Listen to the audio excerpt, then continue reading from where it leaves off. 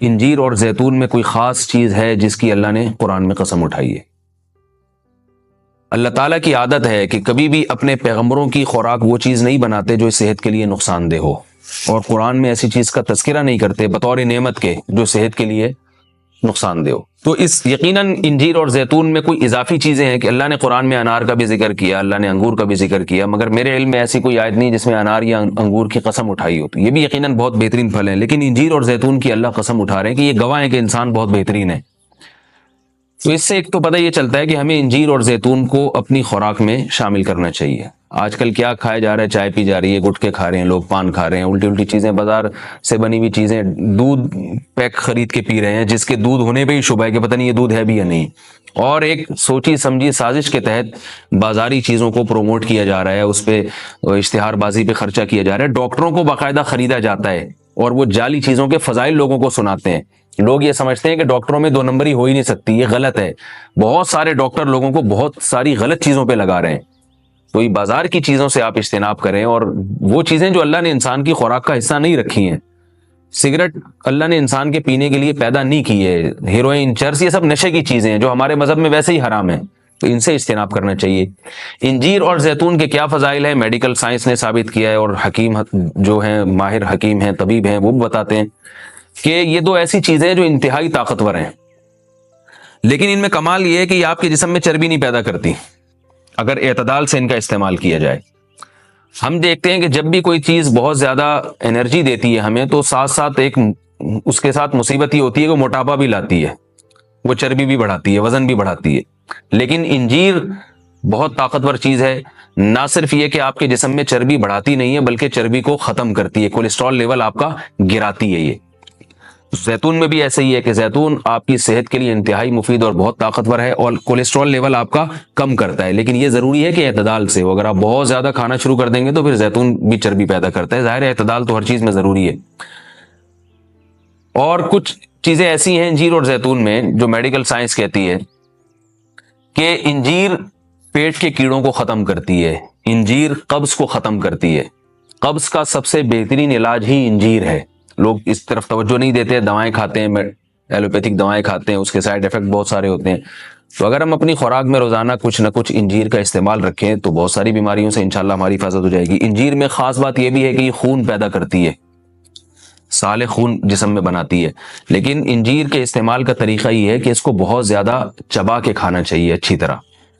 زیتون میں بھی اللہ نے بہت کچھ رکھا ہے، قرآن مجید میں اللہ تعالیٰ نے زیتون کی الگ سے بھی فضیلت بیان کی ہے۔ فرمایا کہ اللہ نے اپنے نور کی مثال دی ہے قرآن میں، اللہ نور السماوات والارض مثل نورہ کمشکاۃ فیہا مصباح المصباح فی زجاجہ الزجاجۃ کأنہا کوکب دری یوقد من شجرۃ مبارکۃ زیتونۃ لا شرقیۃ ولا غربیہ۔ اللہ نے فرمایا کہ میری مثال اس نور کی ہے، یعنی ہدایت کی ہے، کہ جیسے کسی اندھیرے میں کوئی چراغ رکھا ہو۔ اب اس چراغ میں اللہ نے مثال کس دی ہے؟ یعنی زیتون کی دی ہے، کہ وہ چراغ جس کو زیتون کے تیل سے جلایا جا رہا ہو، یعنی ایسے تیل سے جو مبارک درخت سے نکالا گیا ہو۔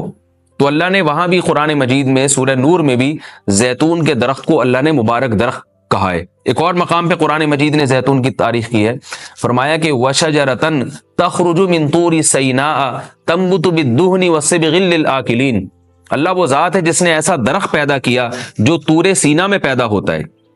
یعنی کوہ طور میں پیدا ہوتا ہے وہ درخت، اور تنبت بالدہن جو تیل لے کر پیدا ہوتا ہے، اور صبغ للآکلین کھانے والوں کے لیے سالن کا کام دیتا ہے، یعنی لوگ روٹی اس تیل سے لگا کے کھاتے ہیں، سالن کا کام دیتا ہے وہ۔ تو اب یہاں مناسبت دیکھیں کہ اللہ نے زیتون کا اس آیت میں ذکر کیا اور ساتھ ساتھ بتایا کہ یہ وہ زیتون ہے جو کوہ طور پہ پیدا ہوتا ہے، اور کوہ طور ویسے ہی ایک ایسی جگہ ہے جہاں اللہ نے لوگوں کی ہدایت کے لیے وحی کو نازل کیا۔ تو پتہ یہ چلا کہ زیتون میں جہاں جسمانی فوائد ہیں وہاں کچھ روحانی فوائد بھی ہیں، کیونکہ اللہ نے اس کو مقدس جگہ پہ پیدا کیا ہے، اور وہاں کا تذکرہ اللہ نے کوہ طور کا تذکرہ اس کے ساتھ ساتھ کیا ہے۔ اور اس آیت میں بھی ایسا ہی ہے، جہاں اللہ نے زیتون کا ذکر کیا آگے فوراً بطور سینا کوہ طور کی اللہ نے قسم اٹھائی ہے۔ تو اس سے پتہ چلتا ہے کہ زیتون میں جہاں جسمانی فوائد ہیں، کچھ روحانی فوائد بھی ہیں۔ روحانی کا مطلب یہ ہے کہ اس کے کھانے سے عین ممکن ہے کہ آپ کی کچھ روحانی ترقی بھی ہو، شاید اللہ کی محبت میں اضافہ ہو، گناہوں سے نفرت پیدا ہو، یا اس کے سے جسم میں کوئی ایسی تبدیلی آ۔ میں کوئی یقینی بات نہیں کر رہا، لیکن قرآن میں اس طرف اشارہ ملتا ہے۔ اس سے ہمیں کیا پتہ چلتا ہے کہ یہ جو ہم مختلف قسم کے کوکنگ آئل استعمال کر رہے ہیں، ان سے آہستہ آہستہ اپنی جان چھڑانی چاہیے اور نیچرل چیزوں پہ آنا چاہیے۔ ایک آپ کو میں ایک تحقیق یہ بھی بتاتا ہوں کہ میڈیکل سائنس یہ کہتی ہے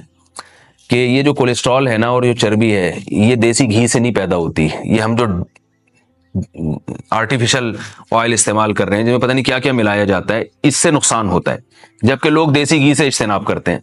اگرچہ بھی میرا موضوع دیسی گھی نہیں ہے، میں صرف یہ بتانے کے لیے کہ جو قدرتی چیزیں ہیں وہ آپ کی صحت کے لیے نقصان دہ نہیں ہیں۔ آپ کھانے میں اگر زیتون نہیں استعمال کر سکتے تو دیسی گھی استعمال کرنا شروع کر دیں، تو انشاءاللہ اس سے بھی جو بہت ساری بیماریاں ہارٹ کی اور بلڈ پریشر کی اور پتہ نہیں کیا کیا بیماریاں پیدا ہو رہی ہیں، اس میں بھی انشاءاللہ کمی آئے گی۔ اور یہ بھی ہمیں اس آیت سے سبق ملتا ہے کہ آپ قرآن مجید کا معجزہ دیکھیں۔ ابھی چند دن پہلے کسی حکیم کے توسط سے مجھے پتہ چلا، انہوں نے مجھے بتایا کہ میں نے پوچھا کہ بھئی انجیر اور زیتون، انجیر کھانے کا سب سے بہترین طریقہ کیا ہے؟ تو ان حکیم صاحب نے بتایا کہ آپ انجیر کو زیتون میں ڈبو کے استعمال کریں، یعنی انجیر کے ٹکڑے کریں اور 2-3 چمچے زیتون کپ میں ڈالیں اور اس میں انجیر کے ٹکڑے کر کے ڈبو دیں آپ اس میں، اور رات کو آپ ڈبو دیں اور صبح اس کو استعمال کر لیں، وہ زیتون بھی کھا لیں ساتھ میں۔ تو اس وقت میرا ذہن اس طرف نہیں گیا۔ آج جب میں یہ اس آیت کا درس دے رہا تھا تو مجھے خیال آیا کہ یہ تو اللہ نے خود قرآن میں دونوں کا ساتھ ذکر کیا ہے۔ حکیم تو آج کہہ رہے ہیں 1400 سال کے بعد کہ ان دونوں کا ملاپ بہت بہترین ہے صحت کے لیے، تو قرآن میں اللہ نے کیسے دونوں کا ساتھ ساتھ تذکرہ کیا ہے؟ تو یہ عجیب اتفاق ہے، اور بلکہ قرآن کی بلاغت ہے اور قرآن کا ایک قسم کا معجزہ ہے کہ آج بہت ساری چیزیں جن کی تحقیق ہو رہی ہیں وہ قرآن میں اللہ تعالیٰ نے ان کے اشارے پہلے سے دے دیے ہیں۔ انجیر اگر آپ زیتون میں ڈبو کے استعمال کرتے ہیں تو اس کے کیا فوائد ہیں؟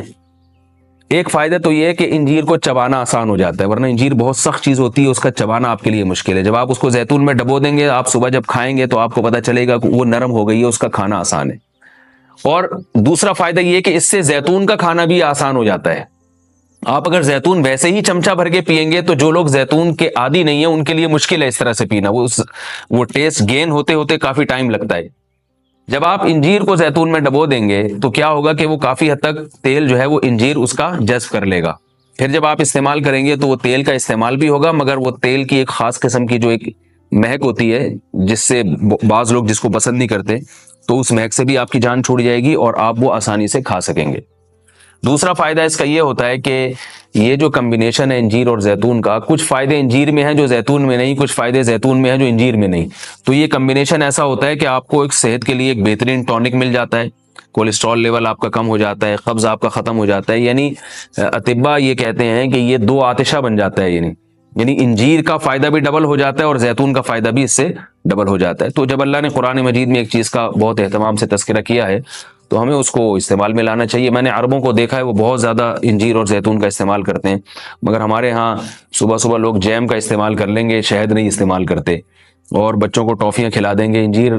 نہیں کھلائیں گے کبھی بھی۔ میں اپنے والد صاحب کو دیکھتا تھا، وہ ہمیں انجیر لا کے دیا کرتے تھے، ہم کھاتے تھے اس کو شوق سے، والد صاحب خود بھی استعمال کرتے تھے۔